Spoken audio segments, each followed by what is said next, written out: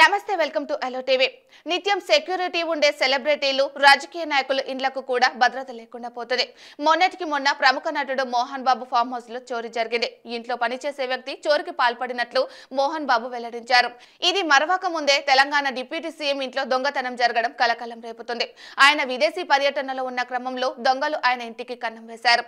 చోరీ చేసిన దొంగలను పశ్చిమ బెంగాల్ పోలీసులు అరెస్టు చేశారు. అయితే పశ్చిమ బెంగాల్లోని కారగ్పూర్ రైల్వే స్టేషన్ లో 7వ నెంబర్ ప్లాట్ఫామ్ పై జీఆర్పీ పోలీసులు తనిఖీలు నిర్వహించిన సమయంలో ఇద్దరు వ్యక్తులు అనుమానాస్పదంగా కనిపించారు.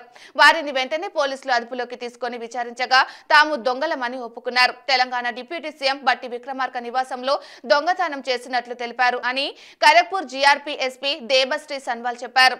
నిందితులు బీహార్ కు చెందిన రోషన్ కుమార్ మండల్, ఉదయ్ కుమార్ ఠాగూర్ ను పోలీసులు గుర్తించారు. వారి వద్ద బంగారం, వెండి ఆభరణాలతో పాటు నగదు స్వాధీనం చేసుకున్నామని బెంగాల్ పోలీసులు తెలిపారు. ఈ విషయంపై తెలంగాణ పోలీసులకు సమాచారం ఇచ్చినట్లు వెల్లడించారు.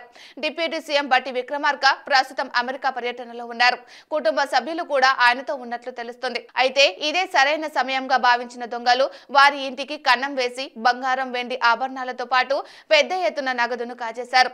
ఇదిలా ఉంటే ఈ దొంగతనంపై తెలంగాణ పోలీసులు ఎలాంటి ప్రకటన చేయకపోవడం చర్చనీయాంశమైంది. ఒక డిప్యూటీ సీఎం పదవిలో ఉన్న వ్యక్తి ఇంట్లోనే చోరీ జరుగుతుందంటే సాధారణ వ్యక్తులకు అసలు భద్రత ఉందా అని విమర్శలు వెల్లువెత్తుతున్నాయి.